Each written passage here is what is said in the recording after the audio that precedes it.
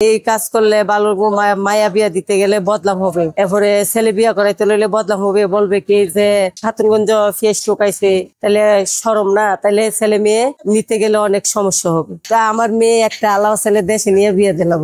আমার মেয়ে জানে না যে আমি কাজ করি। আমি এখানে কেন আসছি, আমি মাটির কাজ করতে পারতাম, কিন্তু মাটির কাজ আজকে 15 দিন ধরে নাই, কিন্তু বাধ্যতামূল্য হইয়া এখানে আসছি। কেন আমার তো চলা লাগবে, মাটির কাজ থাকলে মাটির কাছে যাইতে হবে। দালাল বালাল যত আছে এগুলো খায় না, পরিবারের দেয় না। ফকিরের ভিক্ষা দিলে মানুষ মুখ করে টুকায় খায়, মনে করে এখন কোনো ঘরে কাজ টাজ নাই, তো এই জন্য এখন গাড়ি ঘুরাতে টুকায় টাকায় চলি। বেশি কষ্ট দিন যাইতেছে, বুঝেন নাই তো।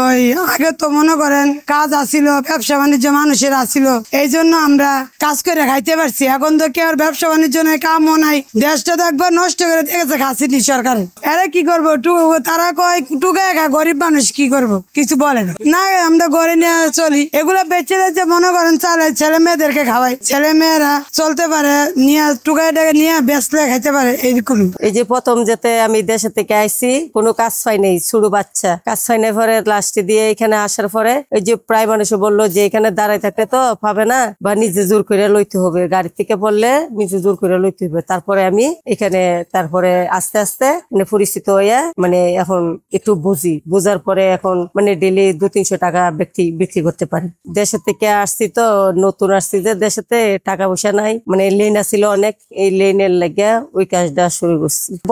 বলে না যে এখানে যে টুকাও কেন, মানে যারা বলে এরা কাছে যায় না, আর যারা না বলে ওর কাছে যায়। মানে সবাই তো মানুষ সব এক সমান না, কিছু বালা আছে কিছু খারাপ আছে। যারা বালা হেরা ওই দেয়, মানে যারা বালা না এরা দেয় না, এরার কাছে যাইও না, যেখানে পাই সেখানে ওই যাই। হ্যাঁ, দমক টমক দেয়, দমক দেওয়ার পরও মানে জোর করি যে নিমুনা কি করবো, নাইলে খাবো থেকে না। মালিকে কোনোদিন দমক দেয়। এই যে লেবার আছে, লেবাররা মানে এরা তো পরে চাকরি করে, এরা তো মানে ডাক দেওয়ার অধিকার আছে, তো এরা ডাক মার দে। এখানে বোঝা যাচ্ছে আমাদের বাসায় একটা ছেলে আসিল, ছোট বাচ্চা নাতি লাগতো, ওই এখানে আমি বলছিলাম যে খাতুনগঞ্জ কোন জায়গায়, ওইখানে আমার লয়ে যাও, মানুষে তো 50 টাকা, আমি সেখানে যাবো। তো আমার নিয়ে আসছে 2-3 দিন, নেওয়ার পরে নিয়ে শিখাই দিয়ে গেছে। থেকে আমি টুকাই আগে চাকরি করতাম যে এখানে দেখিয়ে গেছিলাম।